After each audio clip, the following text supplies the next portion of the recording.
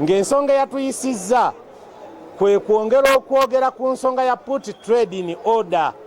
Tukyalina bingi nnyo ebintu bingi nnyo ebyekwese mu trade order, naye tusigala tukyakumakuma abasuubuzi baffe nga tubagamba wonna we muli mu buli kanyomero mubeere bakkakkamu.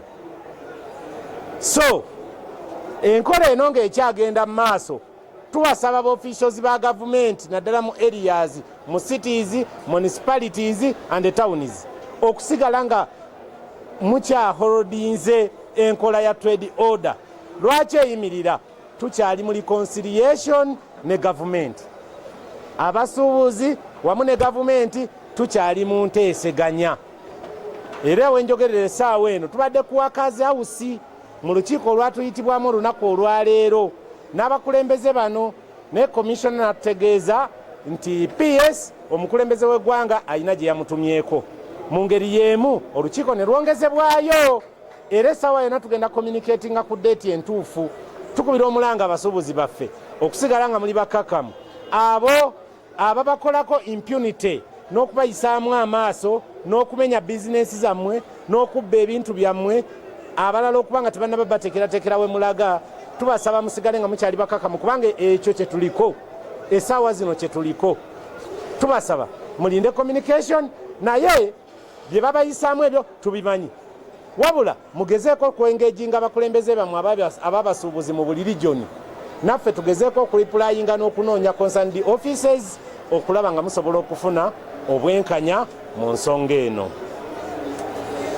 Kye tuliko oluvannyuma lw'okuva mu lukiiko lwe twasembayo okubaamu yagenda on hold, ne tubalaba nti bangi essaawa zino bakyamenya amateeka. Era twebaza minisita wa local government Mwami Rafaelo Magezi wamu ne minisita wa Kampala bwe baavaayo okulambika ebyali mu cabinet, bakkiriza nti ddala kituufu wabaddewo obumenyi bw'amateeka obubadde butambulira mu nkola eno eya put trade in order. Era cities nnyingi ezize nga zeddako abantu baffe ne babaleka olw'obutabamenya, kubanga n'abasuubuzi bagenda mu maaso n'okwetereeza. Mu mbeera efaanana bw'etyo n'abamenya amateeka nabo tubalaba era tubataddeko eriiso ejjogi. Ne bw'oba toyagala kusubwa mulimu gwo mu office mw'oli, tukusaba weesonyiwe abasuubuzi. Bw'oba nga tobeesonyiye, trade order yandigenda nawe office n'ogifuluma, kubanga ekikolebwa tukakasa bulungi nti eyo impunity ey'ekika ekyawaggulu, corruption ey'ekika ekyawaggulu, n'okutyoboola eddembe ly'obuntu mu bumenyi bw'amateeka obwenkomeredde obusembayo. So basebo ne bannyabo mwenna abandaba abasuubuzi baffe tubasaba musigale nga mukyali bakkakkamu, temumenya amateeka, naye ensonga zammwe tubagamba nti zikyakolwako era tukyatambula nga tukyanoonya obwenkanya mu ngeri mu ofisi ezitali zimu ezibavunaanyizibwako. Tetukakasa bulungi nti pulezidenti yawa abasuubuzi yabawa, era enkola eno oba abakulembeze bakyuse oba tebakyuse, ezo ssente weziri tewaliwo kigenda kukyuka. Era tukyasaba abasuubuzi baffe nammwe ab'amataba okusigala nga mukyali bakkakkamu. Mwebale nnyo.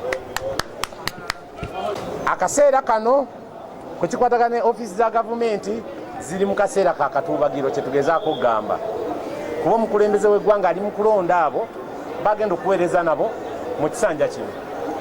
Iffe this is our prayer. Era kuno okusaba eri omukulembeze w'eggwanga nkusaba nga nfukamidde tumusaba owekitiibwa pulezidenti atuyambe atulondere abantu abo bawa abasuubuzi abantu baabwe ekitiibwa, era naffe ng'abasuubuzi atuconsideringe mu ezo offices ze tulowooza nti abasuubuzi bano bali mu private sector bajja kusobola okuweereza obuweereza eri basuubuzi bannaabwe.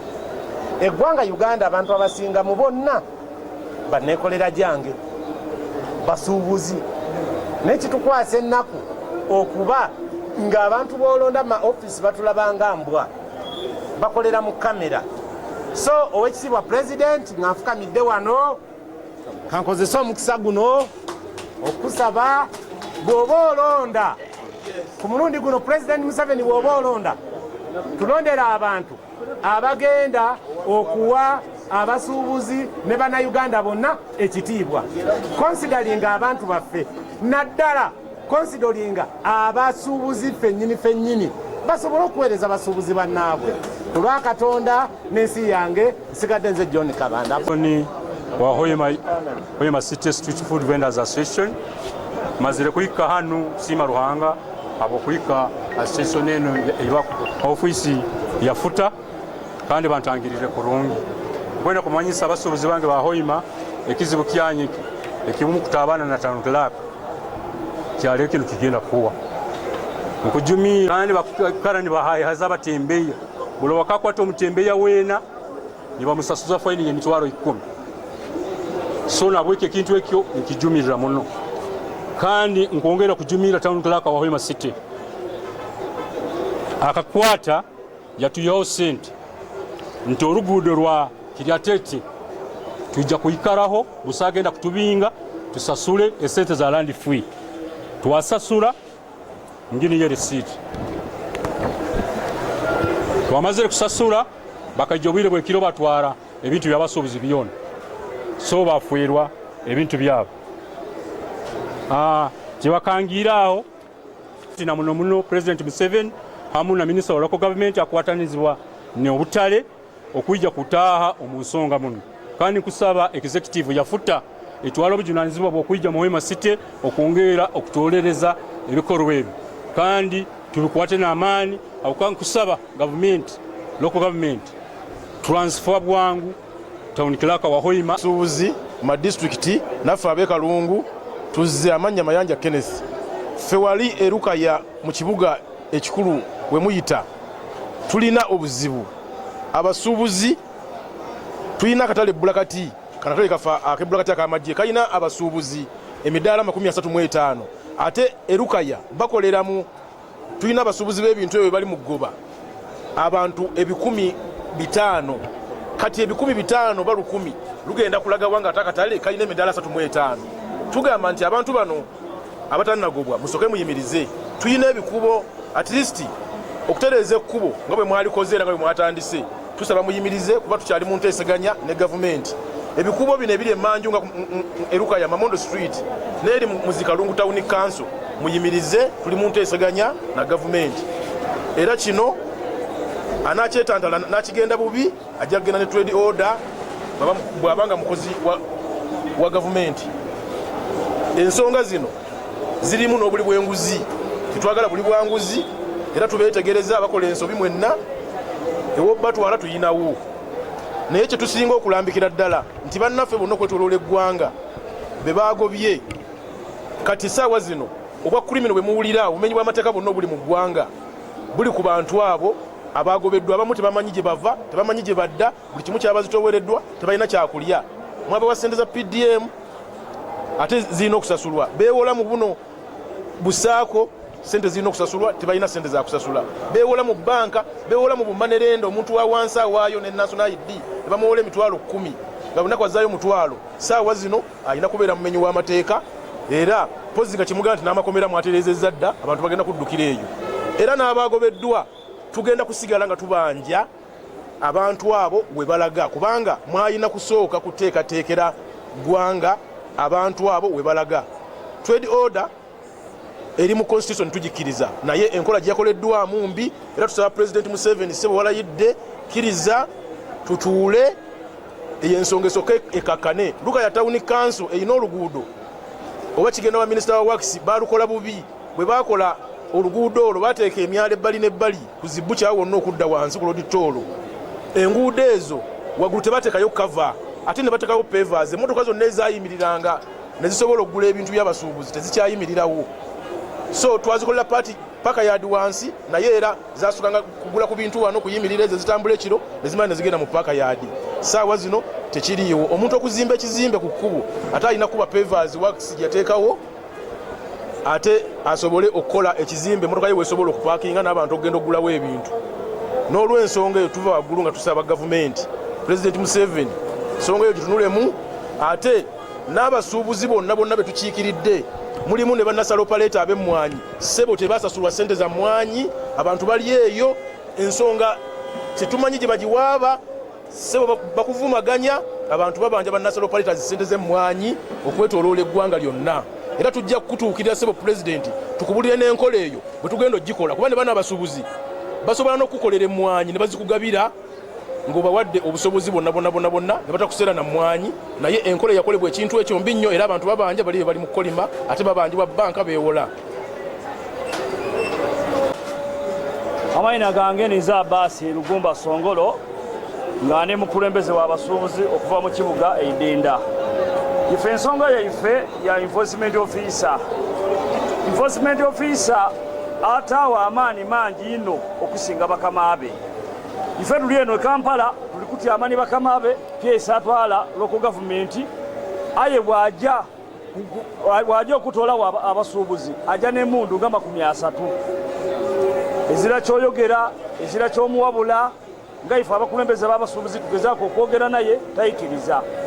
Enforcement officer n'omuntu asobola okuyingira mu poloti y'omuntu yamenawo ekintu yakola nti kino kikole kiveewo kwegamba trade elder yabanga eri kuyingirira ni poloti d'abantu abantu bagezaako okwerwanaku n'okusitula amaloboozi era olwaleero tuli basiimu yino nti omukulembeze waife Mwami John Kabanda akulembera futa atwala abasuubuzi mu Uganda yonna twena yatuwa omukisa kuba twali tutuyamibwaku ngezira amaloboozi tusobola agakola ki tugata aye twenda ayemereze okuba nga amena ebintu by'abasuubuzi ku ekintu ekyo tukali mu nteesaganya twenda tuteese ebintu by'abantu bye bagema ebiri wansi ku ganso bye bagema babibayirize firiji d'abantu n'emmere y'abantu n'engoye d'abantu babibayirize abantu basobola okukola ki okutambuza obulamu.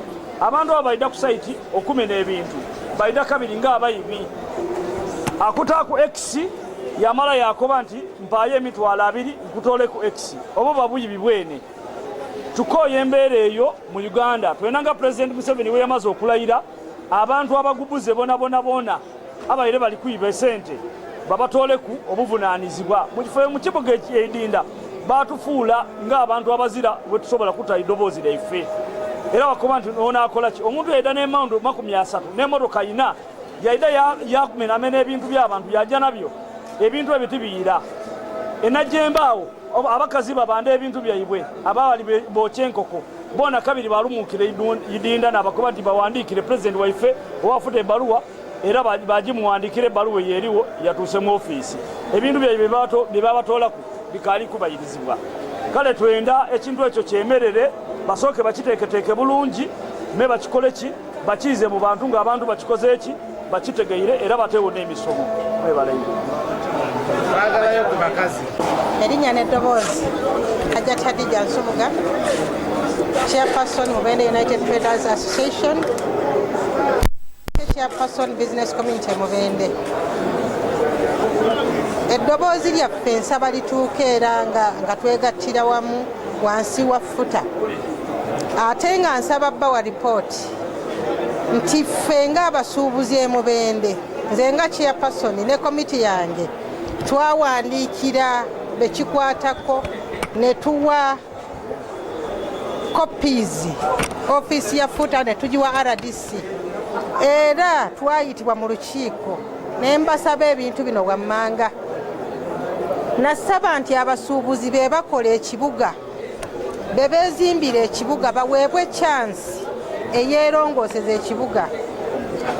Komiti ya kanso egende ng'eramba nti gw'oli wa kyamu oli mu road reserve oli mu walkway jjawo wano jjawo kino. Nsaba kubategeeza nti ekintu kikoleddwa era ekibuga ky'e Mubende kinyirira bulungi nnyo era baatuwuliriza ekibuga ne tukyerongooseza tubuzaayo obuntu butini nnyo okukijjako engalo kisigaza kusiiga langi. N'olwekyo nsaba gwe enforcement officer town clerk meya bwakyagamba nti ekiragiro kino kigende mu maaso oli mukyamu lwaki ebintu bino abasuubuzi tetulimbwa tuwulira era tusobola okwetereza emirimu gyaffe. Mbategeeza nti bw'otuuka mu kibuga Mubende highway yonna eri very clean mu tawuni wonna tewali muntu alina ekizimbe kye balambako nga kyaliko ffe tweterezeza ebintu byaffe. N'olwekyo nsaba abasuubuzi baweebwe chansi eyeesengulira ebintu byabwe ojja kulaba nga buli kimu kiteereddwa mu oda bulungi nga tewali kutaataaganya bizinesi y'omuntu. Gavumenti muzze muvumirira court bailiffs okumenyaga ebintu ekiro. Lwaki mutambula kiro ebintu abantu nebimenya amatundi budde? Bwe mba mmanyi nti muli gavumenti mujje muŋŋambe jameejawo ebintu tukumenye kuba olemereddwa. Ekirala abaana baagala kudda mu masomero teka abantu balina valid trading licenses bakola to the end of the financial year nga ne president waffe bw'alonda akakiiko akalala tusaba ceasefire. Let's have a ceasefire on the implementation of the trade order. Abasuubuzi tuweebwe chance tutereeze ekibuga kyaffe. Oli bwali bwalemeddwa by 30th June ng'alemeddwa okumenya we baamugamba, then come and implement it. Awo tetujja kuyimirirawo. Ekirala kyensaba gavumenti yaffe oba n'abakulembeze baffe abakola ebintu bwe mba mwogera muleme kumenyayo amannya g'abantu. Waliwo amaloboozi agayitamu omukulembeze w'eggwanga, omukulembeze ayina ekitiibwa agamba nti tugeze sente z'amataba nti abantu b'emubende mwalabikira mu kulukalala baabakubira nga muli mu kulukalala nze akiikirira mubende jjayo omuntu w'emubende oga nti twakubira guuni ng'ali ku lisiti y'amataba. Ekyo tekiriiyo, obwo busente butono nnyo. Abasuubuzi baffe abasasula sente twabasasula emisolo kiringa okuddiza gavumenti bakwate sente z'ab'amataba bazibawe. Ekyo kiveewo, obwo busente butono nnyo compared to what you have in your offices.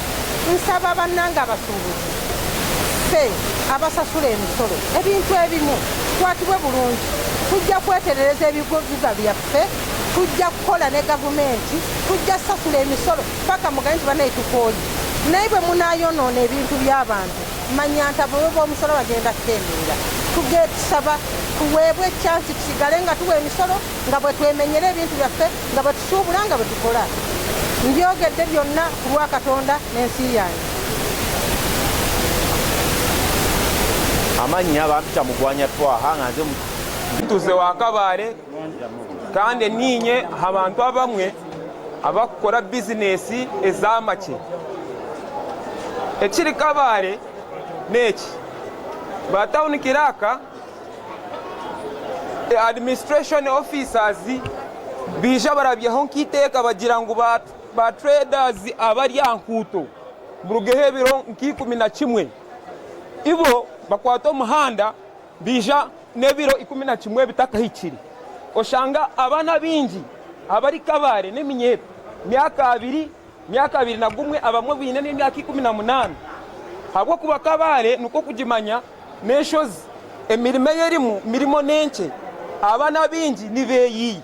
So abana abo nibakira kubatwarira ebintu abamwe babakoma abamwe wayenda kugamba ngu nobuza nkoha oryafade oriki oshanga ngu nitwe eminyeto nkanye nko muntu washomireho nimba nimanye kintu nko shomire kutwarwa wangira ngu 11 otije biro mwenda. So nico kibire kiriho bakije biro mwenda batkwata abamwe na nyonga genda kubuza bangira no buza nkoha nimbasa no kushanura.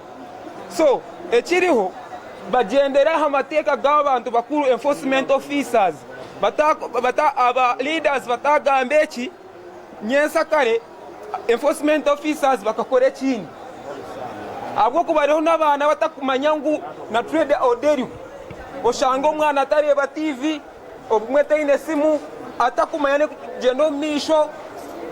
So niko nyo nicho kugeza kugamba enforcement officers mukyendeza amani. Amazina nashigara ndi Mugisa Raymond gange erinnya eryange Hajati Nakawunde Hadija mulambo omuwandiisi Masaka. Kati nze kyeŋŋamba kamisona yatugamba nti alambula obutale akatale k'omunyendo keereere akatale k'e Masaka keereere ffe ng'abafuta e Masaka ne tugenda ne tulambula obutale obwo akanyendo konna kajjudde abantu bakoyana mu kkubo. Masaka kajjudde abantu bakoyana mu kkubo. Abe ekirimya nga batuma balina akatale ekirimya tebalina akatale bazizikawo engeri y'akantu abasuubuzi bakolera. Kati we twagendayo nga bakubidde pulezidenti nti bagenda basenda ne tubagamba mugumiikirizeemu temubasenda tuba tuli awo saawa nnyo ogw'ekiro nga bakuba ekirimya nga babasenze ebintu byabe byonna nga babyonoonye. Kati tusaba kaminsona agamba nti Masaka obutale bwereere ajjeko Masaka alabe, era nga ze kyembasaba bagumiikirizeemu abantu basobole okusooka babafunire babateeka ekirimya tewali katale, abantu bezizise ku kkubo ate bonna babasenzeewo. Sigadde nga nze Nakawunde Khadija e Masaka.